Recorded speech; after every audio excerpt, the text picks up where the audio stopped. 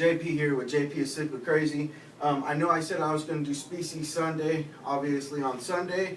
I found out another guy does a Species Sunday.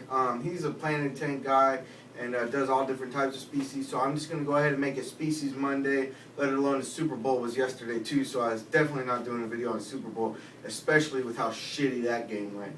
And I wasn't a real big Denver fan, not a real big Seattle fan, but that game just fucking sucked. It was just horrible. But anyways, we're going to go ahead and get into this. It is now going to be on Mondays, Species Mondays. I didn't want to do Species Mondays. There's already a guy who's an excellent aquarium hobbyist and planted tank guy, and I don't want to do Species Sunday. He already does it. So we'll do Species Monday, and of course my species is all going to be based on cichlids. Today, if you see me looking down at my computer, I have a few notes here, just because I want to make sure I go over everything. I did a lot of research on these guys, and I also knew some because I've kept them this species before, and I'm going to be setting up a Tanganyika tank here soon. So and this is one of the species I want to keep. So I went ahead and did research on this, and figured it'd be best. I had another person who asked me to do species to go over this type of species too. So if you see me looking down, I'm trying to watch the time so the video isn't real long. Today we are going to be going over the Daffodil Cichlid. The Neolamprologus poulter is the scientific name for the Daffodil Cichlid, and we're going to go ahead and get into it. And I am going to put a picture of this.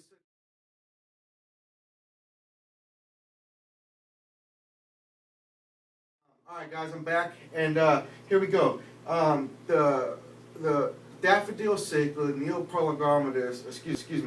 Neolamprologus poulter cichlid.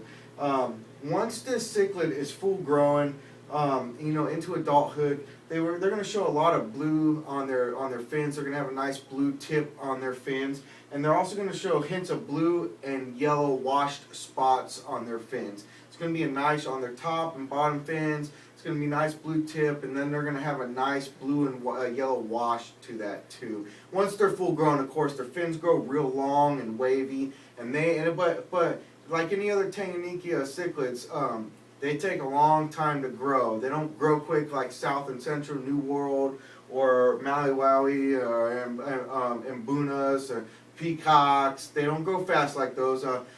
Tangs grow really slow, guys. You've got to really have a lot of patience and a set tank that you know you're just going to have tangs in and let them grow out.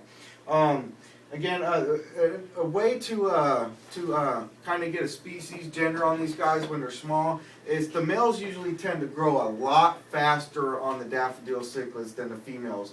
If you have a group of 10, you're going to be able to spot your males for the most part because they're going to grow a lot faster than females.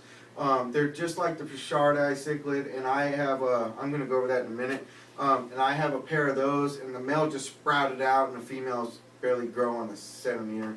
And they're almost the exact same species. They're like a brother in species. And then another thing how you're going to be able to tell male from female is right at the end of the gill plate that they have, the males are going to have a real dark black stripe right down the end of their gill plate, okay? And the females are going to have it, but it's going to be really light. And the males is going to be really dark, and sometimes they get just a light. The males get a little small second one as well. And that's another way that you're going to be able to tell. Of course, the main way to sex any type of cichlid is to vent them, but you have to wait till they're a little bit bigger too. And really to sex any cichlids, you're going to have to wait till they're a little bit out of that juvenile stage. But those are the two main ways to really sex Daffodil cichlids, is the males grow a lot faster, and also their back fins grow a little bit longer quicker, and also that the biggest way is to check that black stripe down their gill, the end of their gill plate, and then it's going to be a lot darker than the females. The other names for this Tanganyika species, the daffodil, is they have a few different names. Of course, the scientific name is the Neolamprologus poulter, and then you also have the Daffodil Princess. You have a Princess of Zambia, and a Daffodil II is the other common, well, not common, real common, but the other names that they are called. But most people wouldn't know that. They know them as the Daffodil Cichlid or the Neolamprologus poulter, the scientific name. now we're going to kind of compare them and go over, like, a lot of people will see a Burchardii cichlid and believe it's a daffodil when it's really not. It's really hard to tell the difference in these guys when they are smaller. It's really hard when they're smaller. You have to really look at them and wait for them to get bigger to see a real difference. You know, it's pretty much almost identical for the first time that you're keeping them. You know, beginning stages, they're almost identical, the Daffodil Cichlid to the Burchardii cichlid. And it has the same, almost the same scientific name as the daffodil too. It's a Neolamprologus burchardii. You know, but the difference between the daffodil and the burchardii is it has a bluish gray fins. It has a more nice gray, like a suede gray to them. The burchardii, over the bluish yellow that the daffodil has, and that's a tough one. They're not going to start showing those colors until they are pretty much hitting adulthood. Okay, and then now again, burchardii have that black stripe down the end of their gill plate, but the burchardii have a yellow that comes from the eye, just right past the eye, almost like a mask, like it starts back here. Just a real light yellow stripe that you'll see on the burchardii that they have. You know, and so now we're gonna jump into. I have notes, and I'm not really going based off notes. I went on sections, so I know exactly. I'm just going on based off the section, guys. So now we're gonna cop into you know, the keeping level and the experience level that you should really have for these guys. Truly, the Daffodil Cichlid is excellent for beginners and expert aquatists, whatever. But it's excellent fish for beginners or experienced fish keepers. You know, they're very hardy, and if you get a tank, these guys can be put in a 15, you know, in a small 15-gallon and a small little colony, but you truly prefer about a 20 to 30 in a small species colony. Now you could go ahead and get a 50-gallon and up tank and mix the daffodil with other species of the Tanganyika cichlids, and they will be fine. But if you're going to just have a smaller tank, 15 to 30-gallon tank, it's going to be better to keep these guys wrapped in a species. Now I'm going to throw this up real quick because I read this and I thought this was just unbelievable. Of course, like any other African cichlid species, they only pair off. They're not like South Central New World cichlids. They only pair off to breed, and that's it. But truly, they don't like you'll find peacocks and bunas. They'll, you know, some of them will eat their fry once they have the fry. These guys will care for the fry, and then the fry, say they have a batch of fry, then in the tank, and then the parents have another batch of fry. The first batch of fry will help care for the second batch of fry as like one big family, and I kind of thought that was amazing. That's why you hear about burchardii and daffodil cichlids just growing so fast and taking over a whole tank, because they just care for one another, and they're omnivores, so obviously, but they care for one another. If these guys didn't eat the fry, they're definitely not going to care for the fry. But all the daffodil cichlids, even the fry, you know, second, and they'll all care for each other and help protect and feed and care for the other fry. You know, and for the most part, the daffodil cichlid is not a shy fish at all. You'll find them all throughout the tank, in the middle, and the rocky substrate that you're supposed to have for them here and there. But again, like I just said, you want to make sure that you have a rocky substrate. They like to be able to go and hide and you know, swim back and have their privacy in the rocks. Well, they're not shy at all like some cichlids. They will swim throughout the whole tank, middles, edges, tops, bottoms. But you want to make sure you have a nice rocky substrate for them to go and hide. And they're also not big diggers like imbunas and peacocks. Peacocks aren't real big diggers that I've noticed, but imbunas are real big diggers. The only time that you will truly see a daffodil cichlid digging is when they're preparing to spawn and mate. And that's true. You know, mine haven't dug at all in the tank that they're in, and of course they're not big enough to get spawn. But they haven't dug at all. You know, the only time that you're going to see them digging is when they're preparing to mate and spawn. Let's see.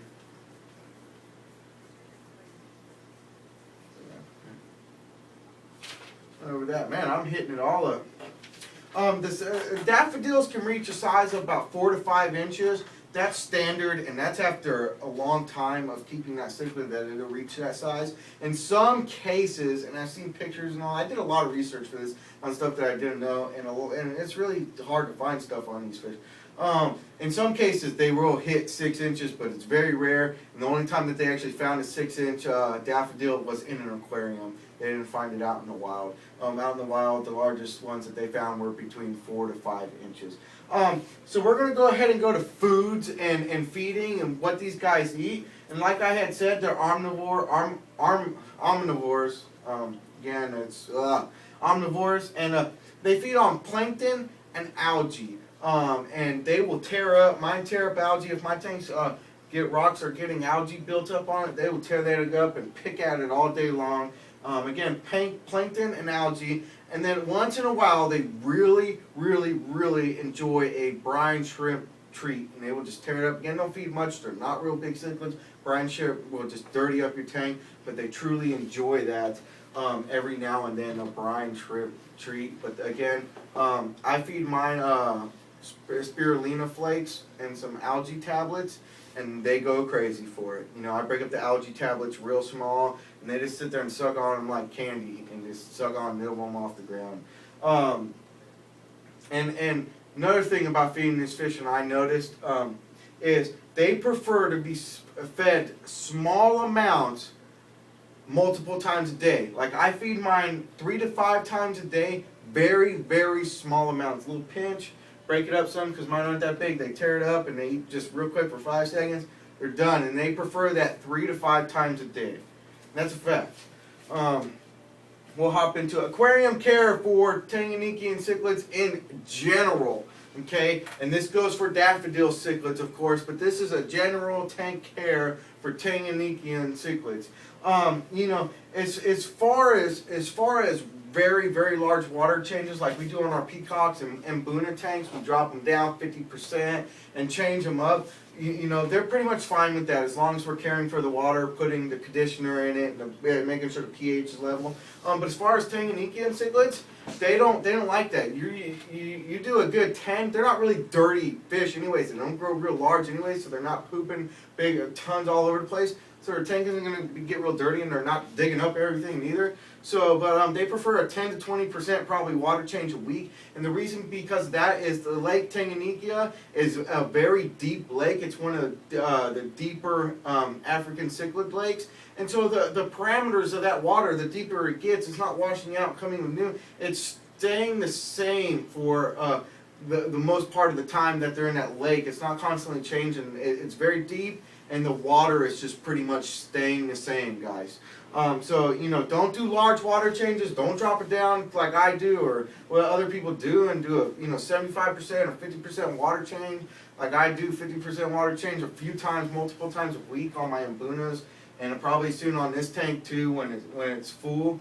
And don't do that, because you're going to harm your fish if not just put them in the shock and really mess them up, Now we're going to hop into tank setup. I went over this a little bit already. Minimum tank size is a 15 gallon. They prefer a 20 to 30 gallon if it's a species only tank or a daffodil only tank, but eventually you're going to need a bigger tank because they're going to spawn and they're just going to take over that tank, and you're going to put them in a 55. They're going to take over that tank if you keep all your fish, and you're going to keep on having to bring them up because they just spawn and they just multiply and care for each other. So, as long as the fish, the fry is healthy, it's going to live because they're not hunting each other down. The substrate, they really prefer sand and gravel. You can do a little bit of mixture of both, and then with a rocky decoration in there. Lighting, they really prefer. The lake is a lot deeper, so the light isn't shining, as hard through because it's deep. So they prefer a low light on their aquarium. A very low light. If you're able to light one side, you got a larger one, you got a 55 gallon, you got them 55, light the middle up or something, and don't give them a real high light. And that will also help bring out all their colors because you're not just washing them out. The temperature, they're not like most African cichlids where these guys prefer an 80-degree temp and Boonies prefer like an 80-82 degree temp. These guys prefer anywhere from a 72 to a 77 temperature in their tank. I would bring a mid-level. I keep mine right at about 76 degrees, and they do fine, and they show all their colors. Even as small guys, the ones I got, they show all their colors for me, and they're growing great. pH range though, these guys like a real hard water, 8.0 to 8.5 pH on these Daffodil Cichlids. They prefer really hard water, 8.0 to 8.5. If you get you a wild Daffodil Cichlid, they prefer that water to be very hard, so you're going to want to put them in like an 8.5 on the dot pH if you get a wild caught daffodil. That's it. I hope you guys really learned something. If you're planning on setting up a daffodil tank, I hope I really went over everything. If you have any questions, of course, ask me, and I will go over it. Again, guys, over the weekend, I did make a video on it. I had a very busy weekend, and of course, Super Bowl weekend and all that. And I rescaped my 55. I'm going to do an update on that very shortly, and I'm going to upload it tonight and do that update for you, so be sure to check that out. Again, Species Sunday will not be on Sunday. It's going to be Species Monday from here on out. I'm sorry, guys, that I didn't update you beforehand, but I had just noticed that another guy had a Species Sunday, and I just couldn't do that. You know, so I made it a Species Monday, and we're going to go from there, guys. I thank you for watching, and people, stay wet.